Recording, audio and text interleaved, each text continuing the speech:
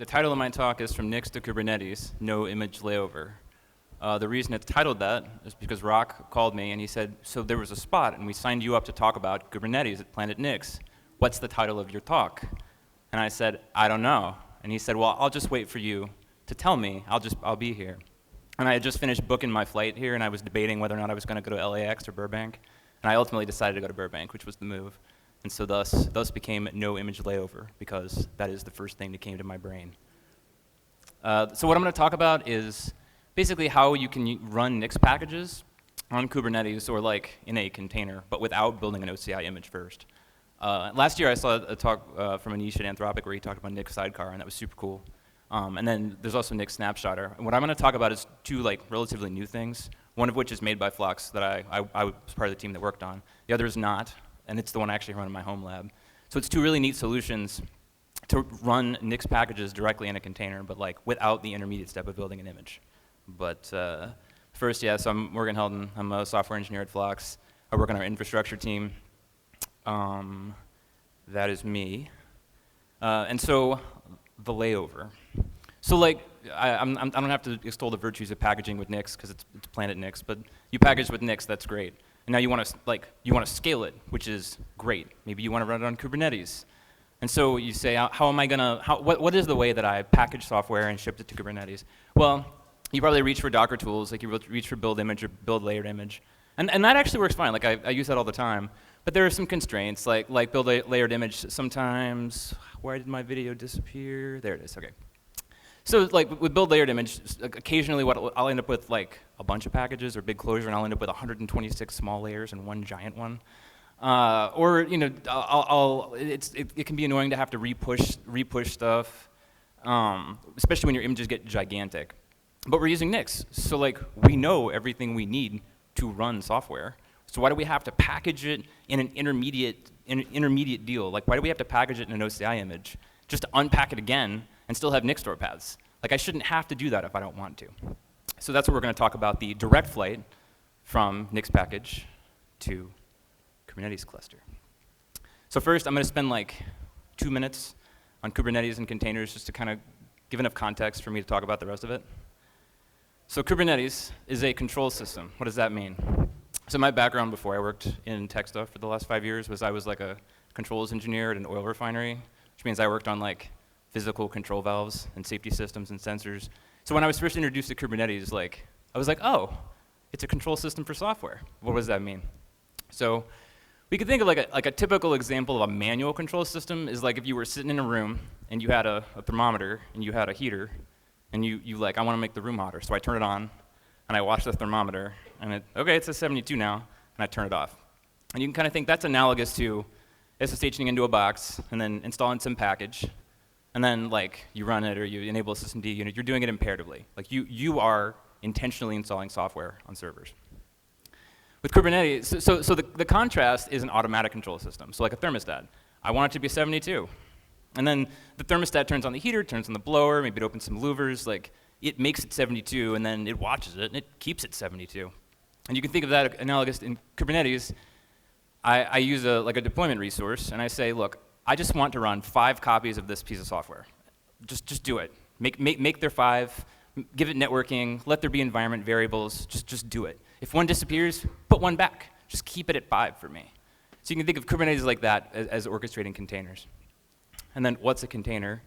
We probably know, but I'm going to zoom in on the parts of a container that are relevant to this talk. But so it's an isolated environment with your software and everything it needs to run. But part of that is a file system, the rootfs. And so that's what we can actually use Nix to create. That's what we can compose out of just Nix packages. So how does containerd create a container? So you pull an image, as this headset drifts away from me. You unpack the layers into a content store.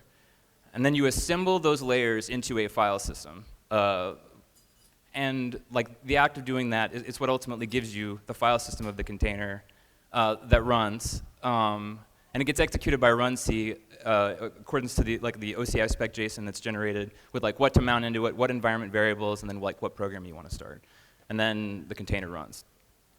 But the file system of a container, like it's just files. Like, the majority of that entire process of starting the container was just to create the file system. And if I have packaged with Nix, like, I already know all the files I need to run the program. I didn't need to do extra work. Still jacking with the headset. So why don't I just use them? Like, I can hand the store paths to the container runtime directly and say, look, why don't I just instantiate the container out of Nix store paths? Why do I need the OCI image? So that's what we're going to talk about. We're going to talk about two routes, going back to the metaphor. One is a custom containerd runtime shim, which is the Flox solution. Essentially, like, we can, as part of container creation, we can like stop, we can pull Nix packages into the store, and then we can update the spec to just bind mount those into the container's file system as it's created. So we just sit in the middle and we inject Nix store paths in, and then we're done.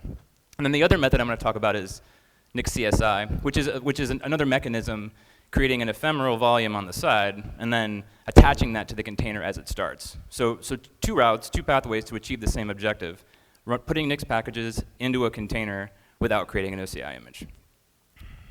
For the purposes of this, I'm gonna just have just some arbitrary example package. It's a Go package. It's called Echo Server. The specifics aren't important, but when I talk about it, I'm talking about the specific package. So the first one I'm going to talk about is the Flox containerd runtime shim.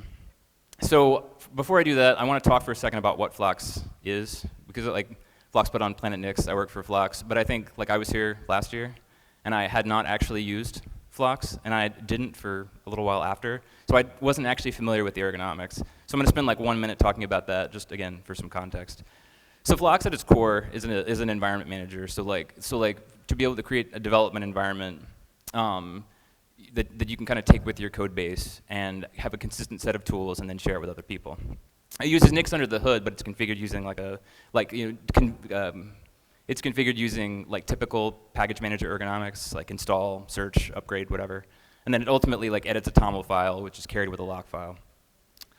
So what the Flox development environment workflow looks like is, like, let's say I want to use Go. I want to build that Go application. I want Go. I don't have Go. So I initialize a Flox environment, and I install some stuff. I install Go tooling.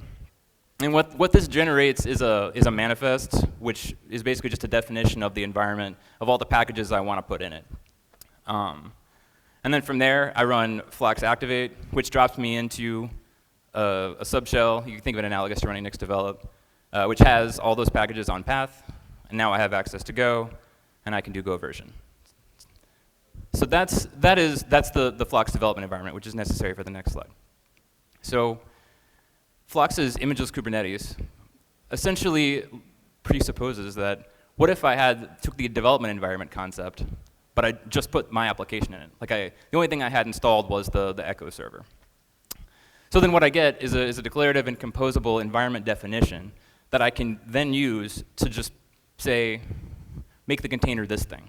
Like I have that TOML manifest, and that corresponds to a particular Nix package, which has like an 8 package closure. And so if I send this metadata to it, it'll just pull those packages, mount them into the container, and then it starts up and can run. So we'll talk for a quick sec just about the operating principle. So like your Kubernetes, and you say, hey containerd, I need to do a thing. I would like to run this package, please, or I would like to run this container, please. So the operating principle here is that you configure containerd to call Flox's runtime shim, and it says, hey, like a call came in, we got to create this container. This is the Flox environment we want to use to materialize it. And then what the Flox shim does is it uses that metadata to pull the packages. And then once those packages, like once those store paths are on the node itself, it adds those store paths to the container spec. So once that spec is passed to runc, when the container comes up, those store paths are already mounted inside of it. And so what that means is like the Flox shim pulled the store paths onto the node or built them if necessary, and then they're just there. So it didn't matter what image I used. The container already contains my packages. So in practice, what does that look like? So again, there's the manifest that defines what my container will become. And then on the Kubernetes side, this is what the pod spec would look like. And the key here is the runtime class name argument. So Kubernetes basically has something called a runtime class, which is what runtime it tells containerd to use. And so by using this, we can have some pods in the cluster that use the Flox runtime and some pods that don't, and you get control to mix and match. And then we use an annotation to define what environment to run, which corresponds to the manifest manifest file on the left. So basically, I define my environment in the manifest file. I say use the Flox runtime. I pass the name of it, and then those store paths are pulled onto the node, and they're materialized into the container. As far as an image goes, so a container has to have some image, like that's part of the spec. We supply like a 48-byte empty image, but like any scratch image would work, or even a non-scratch image. The key is it's just by mounting those store paths into the container, right? So, like you can start with nothing. You can start with an empty container, and the file system that's materialized by the runtime shim is enough for the container to start. And then you just run the command, and it rolls. So that's the Flox shim. And it is one of the routes to get to running a container with Nix store paths without building an OCI image. And the other one I'm going to talk about is Nix CSI, which is also super cool. I did not work on this one, but like I say, this is the one I use in my home lab. So first, what is a CSI driver? It is not the thing from the TV show. CSI stands for Container Storage Interface. Basically, it is the type of plugin that is used to provide storage to Kubernetes pods. So if you've ever used Kubernetes on like a cloud provider, like AWS or GCP, so the mechanism that mounts EBS volumes into pods is their CSI driver. So this enters at the same part of the ecosystem as that. And so basically you just reference the volume and attributes about it in the pod spec, and then Kubernetes calls it at the right time and makes it available to the container. And so Nix CSI is a CSI driver that creates ephemeral volumes from Nix packages. So essentially, as part of the pod spec, you say, hey, attach a volume at /nix to the container, and give it like a flake. You can write an expression or like a flake reference or just explicit store paths and say, materialize these things inside the volume and then attach it to the container at creation time. And then what Nix CSI does is it builds the closure and it mounts it inside at /nix inside the container. And so what you get with Nix CSI, ultimately, like the thing it is doing in the Kubernetes ecosystem is not weird. Like it is just a volume. It's ultimately using standard Kubernetes primitives to inject this into the container. So what that really means is it runs on any cluster. Because it's entering the Kubernetes ecosystem at like a normal place. Like it is just something you just manifest to apply. It's just something you install in the cluster. Nix CSI is pure Nix in the sense that, whereas the Flox solution kind of offers that nice manifest abstraction, this presupposes that you've already packaged your software with Nix, which, like I say, great for me. The other thing Nix CSI does that is super cool is it includes a cluster level cache for store paths. So anytime you either build something or pull something onto a pod in your cluster, it gets put in this separate binary cache, and then any future pulls will use that binary cache if the store path is available. And so what that means, A, is that it can be a lot faster after first pull than conventional OCI images because they're already there local to the cluster. Like it's already in another container with a persistent volume attached to it. But also you get some immunity to upstream disruptions. Like if you're pulling from some upstream and it disappears or it goes down or whatever, somebody deletes an S3 bucket or changes a policy, your stuff is still going to work because it's going to check your own binary cache first, which I think is a big advantage, especially like when I run a cluster that's like big, I try to aggressively scale my nodes up and down. Like I do not want compute active that I am not using. And so the downside of that is that I lose the benefit of a local Nix store or even OCI layer caching because like I am deleting nodes a lot because I do not want to be paying AWS for compute that I am not using. But having a cluster level cache means I get to maintain that same kind of speed and reliability while like not paying them for nodes I'm not using. So just like a quick run through of how Nix CSI works.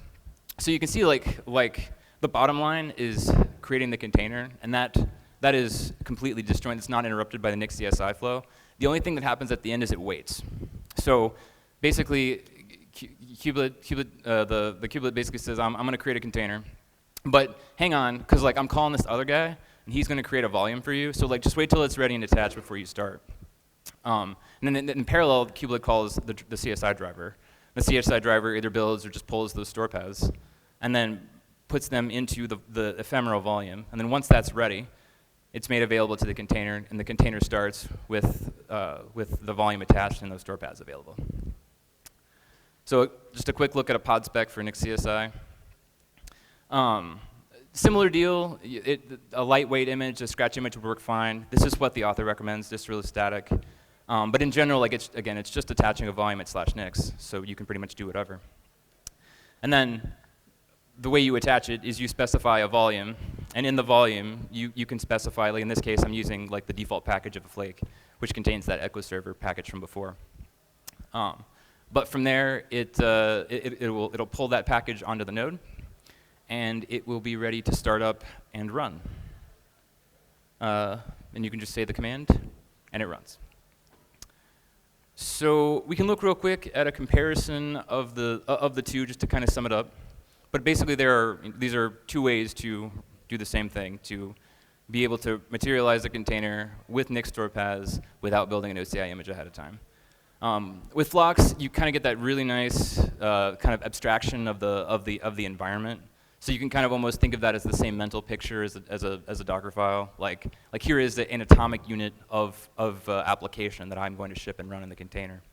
Compare that to Nix CSI, where it uses Nix expressions. The Flox mechanism is modifying the container spec as it's being created. So it's a little bit of a cleaner interface because like you're just using an annotation. That's basically it. Compared to Nix CSI, where you have to actually express that volume, and then like you have to be able to add that into your pod spec. The other big contrast here is installation. So because Flox operates at a much lower level of the stack, you have to be able to install both Flox and Nix and the shim on your nodes, which like is not a big deal in some cases, like EKS. Like AWS, it's very easy with user data to be able to accomplish this. But on some things like GCP, it can be either very difficult or impossible. So it really just depends on how much access you have to your nodes at that case. Whereas Nix CSI, like it enters at the cluster level. Like its manifests you are applying, and it just runs. So it just kind of depends on your application. And that's about it. That's what I got. If either of them sound cool, I encourage you to check them both out. Lily Carlin, the author of Nix CSI, like I reached out to him before this, and I was like, hey, I'm going to talk about your thing in a talk. Are you cool with that? And since then, we've been conspiring on like a third route, using a different mechanism that I think might be like a super cool happy medium between easy manifests, but also like usable everywhere. So I think he and I are like doing parallel implementations of a thing that maybe we'll talk about at a future conference.